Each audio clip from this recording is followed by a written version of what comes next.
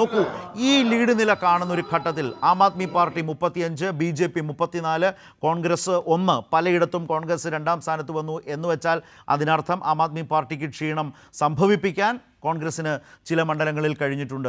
അതായത് ഒരു ഇന്ത്യ മുന്നണി രാഷ്ട്രീയത്തിൻ്റെ രാഷ്ട്രീയ ഉത്തരവാദിത്വം ഏറ്റെടുക്കാൻ ഈ പാർട്ടികൾ പരാജയപ്പെടുന്നതിൻ്റെ ഒരു രാഷ്ട്രീയം കൂടി ദില്ലി ഓർമ്മിപ്പിക്കുന്നുണ്ടോ, ചർച്ച ചെയ്യേണ്ടതുണ്ടോ? പക്ഷേ അത് പറയാറായിട്ടില്ല. ഇനിയും അതിലേക്ക് പോകാൻ ഇനിയും കുറച്ച് ദൂരം കൂടി സഞ്ചരിക്കേണ്ടതുണ്ട്. അന്തിമ വിധി വളരെ പ്രധാനപ്പെട്ടതുകൂടിയാണ്. ആര് ദില്ലി ഭരിക്കും? പക്ഷേ ദില്ലിയിൽ അവിശ്വസനീയമാം വിധം ഒരു മടങ്ങിവരവാണ് ആം ആദ്മി പാർട്ടിയുടേതായി ഇപ്പോൾ കണക്കുകൾ സൂചിപ്പിക്കുന്നത്, ലീഡ് സൂചിപ്പിക്കുന്നത്. BJP 35-ൽ ഏതാണ്ട് 42, 44 വരെ ഒക്കെ പോയ BJP ഇപ്പോൾ 34ലേക്ക് ലീഡ് കുറഞ്ഞിരിക്കുന്നു.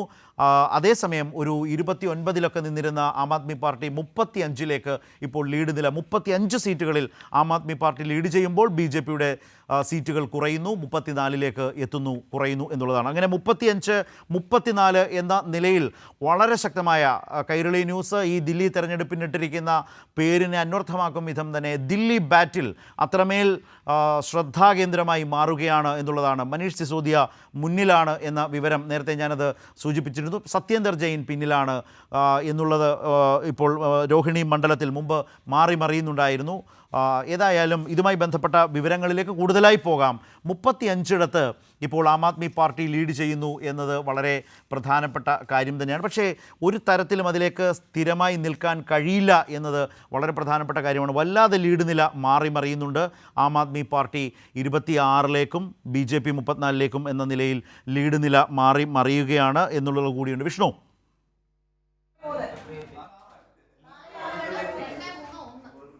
ശരത്ത, ദില്ലിയെ സംബന്ധിച്ച് ലീഡ് നില മാറി മറിയുകയാണ്. ആദ്യഘട്ടത്തിൽ BJP മുന്നിലേക്ക് എത്തുന്നു, പിന്നീട് ആം ആദ്മി 36 സീറ്റിലേക്ക് ലീഡിലേക്ക് എത്തുന്നു. അവിടെ നിന്ന് ആം ആദ്മിയുടെ ലീഡ് നില വീണ്ടും കുറഞ്ഞിപ്പോൾ ആം ആദ്മി 26 സീറ്റിലാണ് ആം ആദ്മി ലീഡ് ചെയ്യുന്നത്. 43 സീറ്റിൽ BJPയും ലീഡ് ചെയ്യുന്നുണ്ട്. അത്തരത്തിൽ പല മണ്ഡലങ്ങളിലും ലീഡ് നില മാറി മറിയുന്ന സാഹചര്യം തന്നെയാണ്. അതായത് ദില്ലി തെരഞ്ഞെടുപ്പ് ഒരു ത്രില്ലറിലേക്ക് പോകുന്നു എന്ന് തന്നെ നമുക്ക് പറയേണ്ടി വരും. വളരെ ശക്തമായിട്ടുള്ള മത്സരം, പല മണ്ഡലങ്ങളിലെയും ലീഡ് നില വളരെ നേരിയ ലീഡ് നില മാത്രമാണ്. അതുകൊണ്ടാണ് ഓരോ നിമിഷവും ഇങ്ങനെ മാറി മറിയുന്ന ഒരു സാഹചര്യമുള്ളത്. എന്തായാലും ഈ വോട്ടെടുപ്പിൻ്റെ അവസാനം വരെ ഇത്തരത്തിൽ പോകേണ്ടി വരും എന്നതാണ് നമുക്ക് മനസ്സിലാക്കാൻ കഴിയുന്നത്. ഏത് പാർട്ടിയായിരിക്കും ഇത്തവണ ദില്ലി ഭരിക്കുക എന്നതിൽ. അതിൽ തന്നെ BJPയെ സംബന്ധിച്ച് തുടക്കം മുതൽ അഡ്വാൻറ്റേജ് ഉണ്ടായിരുന്നു. പിന്നീടാണ് ഒരു ഘട്ടത്തിൽ മാത്രമാണ് BJP താഴേക്ക് പോയി 36 സീറ്റിൽ ആം ആദ്മി, 33 സീറ്റിൽ BJPയും എന്ന നിലയിലേക്ക് എത്തിയത്. അവിടെ നിന്ന് വീണ്ടും ആം ആദ്മി BJP മുന്നേക്ക് വരുന്നു. അതിൽ ചില പ്രധാനപ്പെട്ട മണ്ഡലങ്ങളിലെല്ലാം തന്നെ BJPയാണ് ലീഡ് ചെയ്യുന്നത്. അതിഷി മർലേന തുടക്കത്തിൽ പിന്നിൽ പോകുന്നു, പിന്നീട് മുന്നിൽ വരുന്നു, പിന്നിലേക്ക് പോകുന്നു. മനീഷ് സിസോദിയെ തുടക്കം മുതൽ പിന്നിൽ നിന്നിട്ട് വീണ്ടും മുന്നേക്ക് വരുന്ന സാഹചര്യമുണ്ടായിരുന്നു. അതോടൊപ്പം തന്നെ മുസ്ലിം ഭൂരിപക്ഷ മണ്ഡലമായിട്ടുള്ള ഓഖ്ലയിൽ അവിടെ BJPയാണ് ഇപ്പോൾ മുന്നിട്ട് നിൽക്കുന്നത്. അമാനത്തുള്ള ഖാൻ, ആം ആദ്മിയുടെ അമാനത്തുള്ള ഖാൻ ഓഖ്ലയിൽ പിന്നിലേക്ക് പോയിരിക്കുന്നു. ഓഖ്ലയിൽ BJP മുന്നേക്ക് വന്നിരിക്കുന്നു എന്നതാണ് നമുക്കിപ്പോൾ പറയാൻ കഴിയുന്നത്. ശരത്,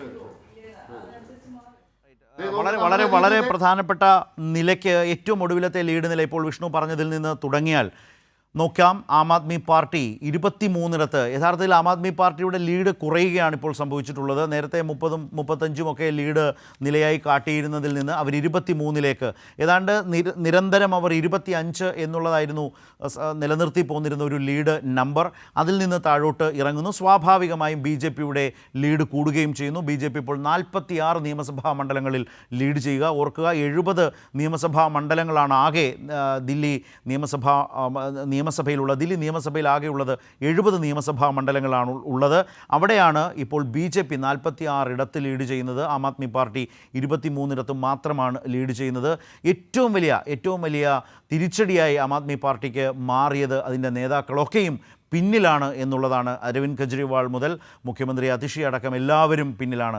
അരവിന്ദ് കെജ്രിവാൾ തുടക്കം മുതൽ പിന്നിലാണ്. ന്യൂഡൽഹി നിയമസഭാ മണ്ഡലത്തിൽ മത്സരിച്ച അരവിന്ദ് കെജ്രിവാളിന് ഒരു ഘട്ടത്തിലും ലീഡിലേക്ക് എത്താൻ കഴിഞ്ഞിട്ടില്ല എന്നത് വളരെ പ്രധാനപ്പെട്ടതാണ്. BJPയെ ഏറ്റവും അധികം സന്തോഷിപ്പിക്കുന്നതും അതുതന്നെയാണ്.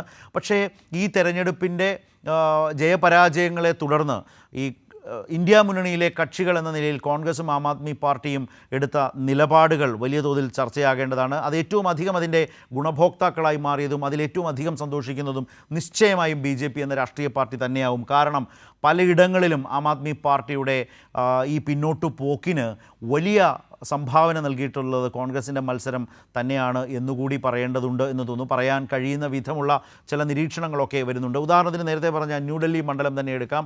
അവിടെ അരവിന്ദ് കെജ്രിവാൾ തുടക്കം മുതൽ പിന്നിലാണ്. ശക്തമായ ത്രികോണം, ആകെ കോൺഗ്രസിന് ഒരൊറ്റ സീറ്റിലാണ് ലീഡ് ചെയ്യാൻ കഴിഞ്ഞിട്ടുള്ളത്. പക്ഷേ ന്യൂഡൽഹിയിലേക്ക് നോക്കൂ, ശക്തമായ ത്രികോണ മത്സരമാണ് അവിടെ വന്നിട്ടുള്ളത്. സന്ദീപ് ദീക്ഷിത് അവിടെ നേരത്തെ സിബി പറഞ്ഞതനുസരിച്ചാണെങ്കിൽ ചില ഘട്ടങ്ങളിൽ രണ്ടാം സ്ഥാനത്ത് തന്നെ, ഇപ്പോഴത്തെ പൊസിഷൻ എനിക്ക് നമ്മുടെ മുമ്പിലേക്ക് അത്തരം വിവരങ്ങൾ വന്നിട്ടില്ല, രണ്ടാം സ്ഥാനത്ത് പോലും സന്ദീപ് ദീക്ഷിത് വരുന്ന നിലയുണ്ടായി. അതിൻ്റെ ഭാഗം എന്താണ്? അതുകൊണ്ട് സംഭവിക്കുന്നത് എന്താണ്? ഈ BJP വിരുദ്ധ വോട്ടുകൾ കൃത്യമായി വിഭജിക്കപ്പെടുകയും അതിൻ്റെ ആനുകൂല്യം BJP നേടുകയും ചെയ്യുന്നത് ഒരിക്കൽ കൂടി രാജ്യതലസ്ഥാനത്തിന്, അതും ന്യൂദില്ലിയിൽ തന്നെ സാക്ഷ്യം വഹിക്കുന്നു എന്നുള്ളതാണ് മനസ്സിലാക്കേണ്ട അല്ലെങ്കിൽ ബോധ്യപ്പെടുന്ന ഒരു കാര്യം. അത് തീർച്ചയായും കൂടുതൽ നിരീക്ഷണങ്ങൾക്ക് വിധേയമാക്കേണ്ടതുകൂടിയാണ്. ഇപ്പോൾ വന്നിട്ടുള്ള ലീഡ് നില വെച്ചും വന്ന വിവരങ്ങൾ വെച്ചുമാണ് അത്തരമൊരു പ്രശ്നം ചൂണ്ടിക്കാട്ടിയത്. അതുപോലെ തന്നെ എല്ലാ മേഖലകളിലും വലിയ ഏതാണ്ട് 20-ൽ പരം ആം ആദ്മി പാർട്ടിയുടെ സിറ്റിംഗ് സീറ്റുകളിൽ വരെ BJPക്ക് ഇത്തവണ ലീഡ് ലീഡ് നേടാൻ കഴിഞ്ഞിട്ടുണ്ട് എന്നതുകൂടിയുണ്ട്. കോൺഗ്രസ് പ്രതീക്ഷിച്ചതുപോലെ ഒരു തരത്തിലും അവർക്ക് ജയം എന്ന് പറയുന്നതിന്, കൂടുതൽ മണ്ഡലങ്ങൾ ജയിപ്പിച്ചെടുക്കാൻ, ഈ ത്രികോണ മത്സരത്തിൽ ജയിപ്പിച്ചെടുക്കാൻ കഴിയും വിധത്തിലേക്ക് അവർക്ക് മുന്നേറാൻ കഴിഞ്ഞിട്ടില്ല. പകരം ആം ആദ്മി പാർട്ടിക്ക് പ്രഹരം ഏൽപ്പിക്കാനും ഒരുപക്ഷെ കഴിഞ്ഞിട്ടുണ്ടാവണം. അത് കുറെ കൂടി സൂക്ഷ്മമായി വിലയിരുത്താൻ ഈ കണക്കുകൾ കുറെ കൂടി വരേണ്ടത്. പക്ഷേ വളരെ പ്രകടമായി അത് സംഭവിച്ചിട്ടുണ്ട്, പ്രത്യേകിച്ച് നഗരകേന്ദ്രങ്ങളിലൊക്കെ സംഭവിച്ചിട്ടുണ്ട് എന്നതുകൂടിയുണ്ട്.